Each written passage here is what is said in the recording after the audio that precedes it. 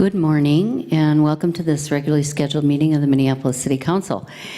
Before our meetings, we have the opportunity to recognize significant people, but significant events also in our community. And this morning, we have the honor of passing a resolution honoring the Star Tribune for 150 years of continuous newspaper operation in Minneapolis. So would the Star Tribune people want to come up front, whoever is here for this particular resolution?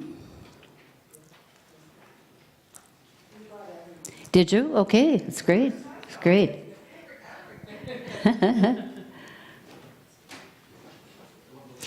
Yeah, come on both sides so we can get in the camera there.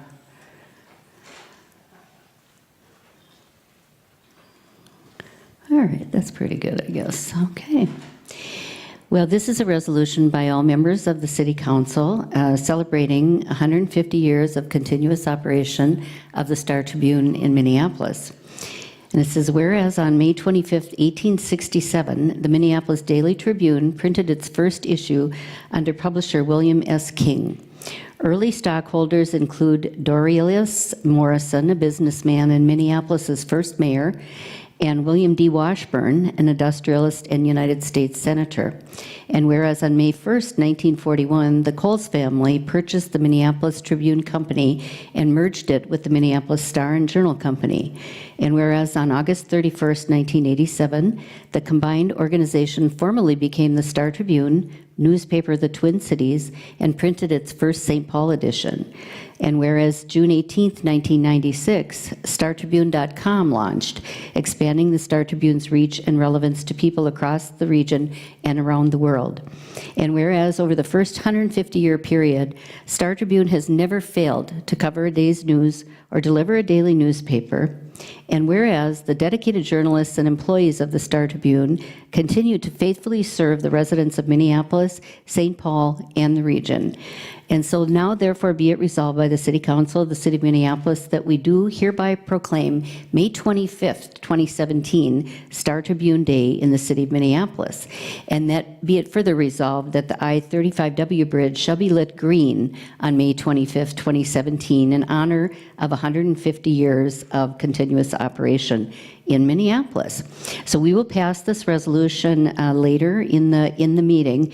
And in thinking about what this newspaper has meant to our community, I also think about how many young people got their first job delivering newspapers, and people still reminisce about the paper shacks where they used to pick them up and assemble them on a Sunday morning, and it really is such a part of our daily life in our city to have this wonderful corporation. And when the corporation moved out of their headquarters, they stayed in our downtown, and we're delighted about that. So we are really pleased to be able to honor this wonderful company today, and look forward to 150 more years of a changing industry. And it has adapted very, very well, I think, to the new world of information. So I'll turn this over. If anybody would just like to say a few words and introduce yourselves, that'd be great. I'm Randy Lebedoff. I'm General Counsel of the Star Tribune. Super thrilled to be here. We're extremely grateful for this resolution and really looking forward to the lighted bridge. And we hope you all come to our May 25th celebration. Hi, I'm Jennifer Johnson. I'm in marketing at the Star Tribune, and even though my first job wasn't selling newspapers or delivering them, it was my first job out of college at the Star Tribune, and I've loved it ever since, so thank you. Hi, I'm Colette Hardy, marketing in the circulation department, and I'm just very excited for this big milestone for the Star Tribune. I'm Steve Yeager. I'm the Chief Marketing Officer, and it should be said that the folks who are here today represent the team that's putting together our 150th anniversary celebration, which will really kick off on the 25th on Star Tribune Day, where not only the bridge will be lit, Target Field will be lit green, the Lowry Avenue Bridge will be lit green, the top of the Capella Tower will be lit green, and maybe a few other things as well. We'll be celebrating throughout the summer, and we hope everyone here can partake in one way or another. So thank you for doing this today. We appreciate it, and we hope we'll see you on the 25th. Thank you.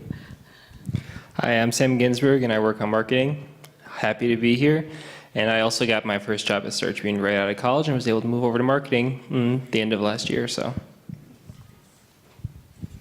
Hi, I'm Tim Eichmann. I'm also in marketing. The Star Tribune's the only place I've worked out of college. Have really appreciated the opportunities, and thank you for passing this resolution. I'm Jane Messenger, Creative Director, and I also have been with Star Tribune for quite a while, and we love it there, obviously, and I'm super excited about this opportunity.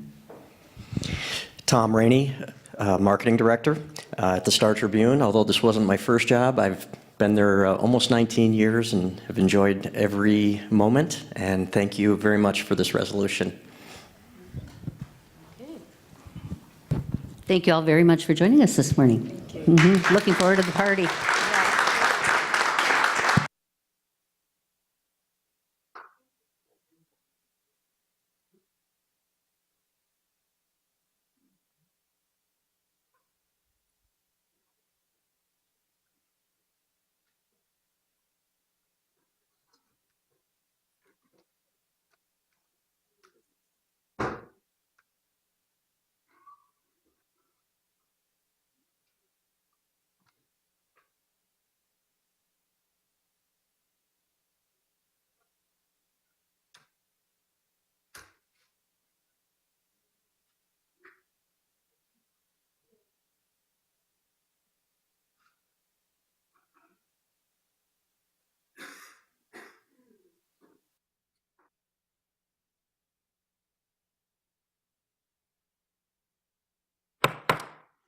I'm going to call this regularly scheduled meeting of the City Council to order.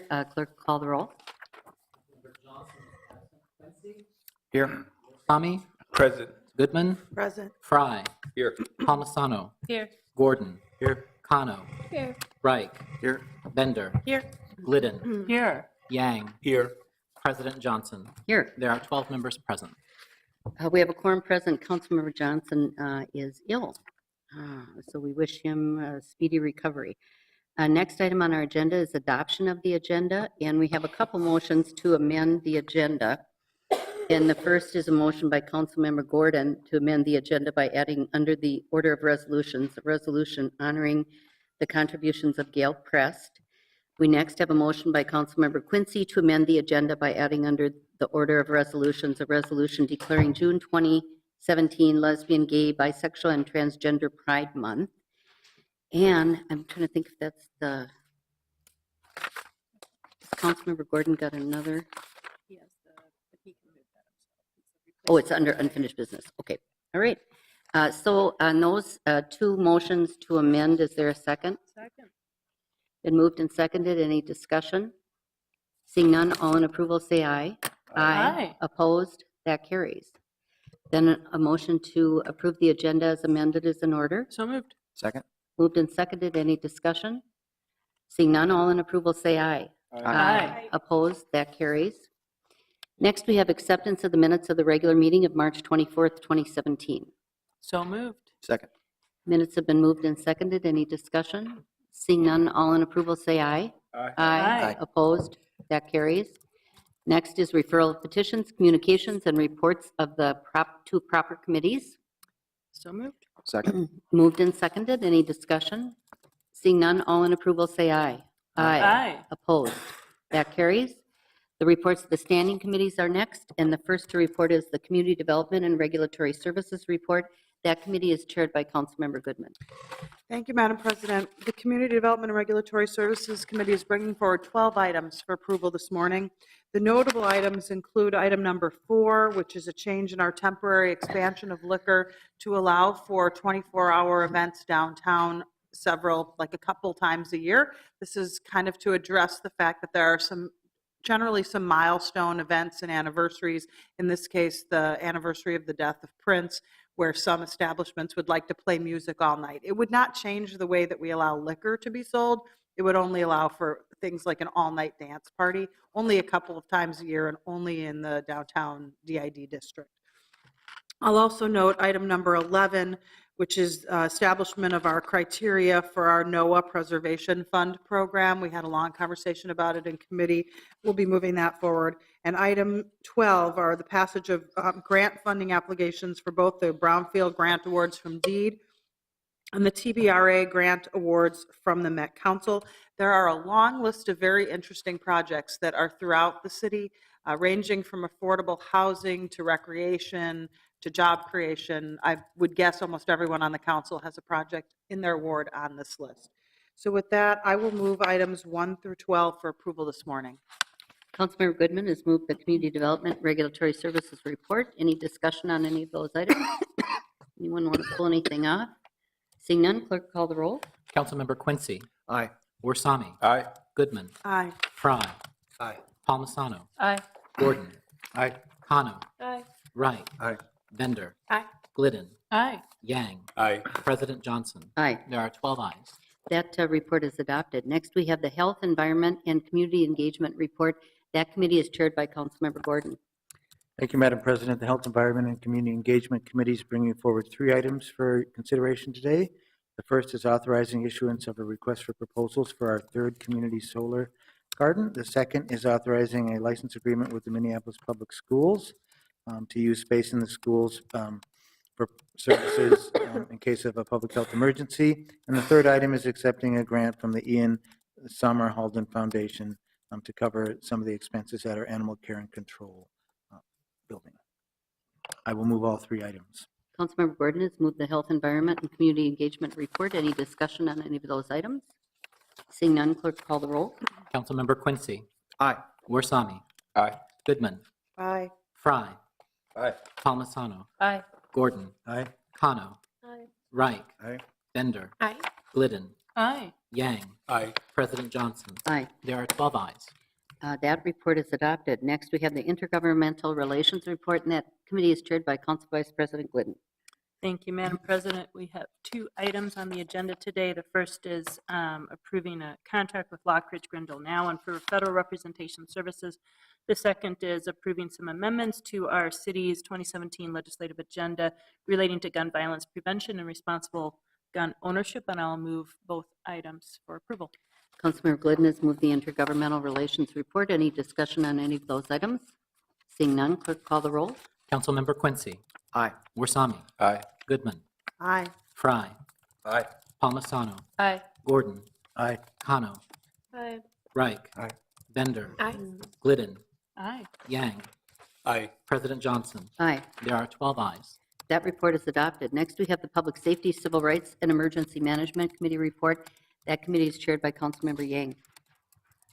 Thank you, Madam President. Today we have 2 items for approval. The first item is the non-standard form contract with the International Association of Firefighters for fire ground survival training. Second item is a contract amendment with SMG for bomb and 911 dispatch services at U.S. Bank. And I will move both items for approval. Councilmember Yang has moved the Public Safety, Civil Rights, and Emergency Management report. Any discussion on either of those items? Seeing none, clerk call the roll. Councilmember Quincy. Aye. Warsami. Aye. Goodman. Aye. Fry. Aye. Palmisano. Aye. Gordon. Aye. Kano. Aye. Reich. Aye. Bender. Aye. Glidden. Aye. Yang. Aye. President Johnson. Aye. There are 12 ayes. That report is adopted. Next, we have the Transportation and Public Works report. That committee is chaired by Councilmember Reich. Thank you, Madam President. The committee forwards 8 items today for consideration and approval. Item 1 is the Winter Street Northeast Alley Reconstruction Project. Item 2 is a license agreement with the Holland Neighborhood Association for the Holland Flood Basin plantings. Item 3 is the right of entry agreement with the Met Council services for our Fridley Water Plant. Item 4 is the agreement with Xcel Energy to convert overhead electrical facilities for wires on the 4th Street project. Item 5 is the memorandum of understanding with Minneapolis Park and Rec for the Watershed Management District integrated planting process. Item 6 is the 8th Street reconstruction project layout approval. Item 7 is the Penn Oliver Concrete Streets Rehabilitation Project, and its amendment to that project hearing date, which is now May 16th.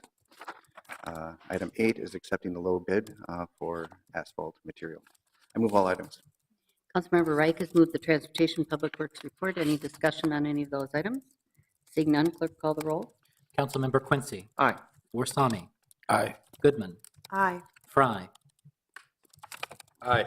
Palmisano. Aye. Gordon. Aye. Kano. Aye. Reich. Aye. Bender. Aye. Glidden. Aye. Yang. Aye. President Johnson. Aye. There are 12 ayes. That report is adopted. Next, we have the Ways and Means report. That committee is chaired by Councilmember Quincy. Thank you, Madam President. Ways and Means brings forward 14 items for today's meeting. We have the first item is the legal settlement. Item number 2 is the Good Works Program donation acceptance for Farmers Market. We also have an agreement with MnDOT for a new Skyway Bridge. Item number 4 is the contract amendment with Gunner Electric at the Convention Center. Item 5 is a contract amendment with MnDOT for city use of land under highway bridges. Item 6 is a gift acceptance for January and February 2017. We also have the low bid Central Roofing Company for roof replacement projects at fire stations 17, 21, and 28. Item number 8 are a series of contracts with selected vendors for human capital consulting services. Item number 9 is the contract amendment with Halogen for performance management system software. Items 10, 11, and 12 are all related to IT contract amendments and extensions for various programs, including ShotSpotter, fingerprint system, and the city's citation issuance and management system. We also have a contract amendment with Safari Books Online. And the final item is a collective bargaining agreement. It's a 4-year agreement with International Union of Operating Engineers, Local 70 Stationary Engineers. I'd like to move all 14 items for approval. Councilmember Quincy has moved the Ways and Means report. Any discussion on any of those items? Seeing none, clerk will call the roll. Councilmember Quincy. Aye. Warsami. Aye. Goodman. Aye. Fry. Aye. Palmisano. Aye. Gordon. Aye. Kano. Aye. Reich. Aye. Bender. Aye. Glidden. Aye. Yang. Aye. President Johnson. Aye. There are 12 ayes. That report is adopted. Next, we have the Zoning and Planning Committee report. That committee is chaired by Councilmember Bender. Thank you, Madam Chair. We have 6 items from Zoning and Planning. Item number 1 is approving the reappointment of 5 members of our City Planning Commission. This is a huge time commitment, so we're very thankful for all of their volunteer hours.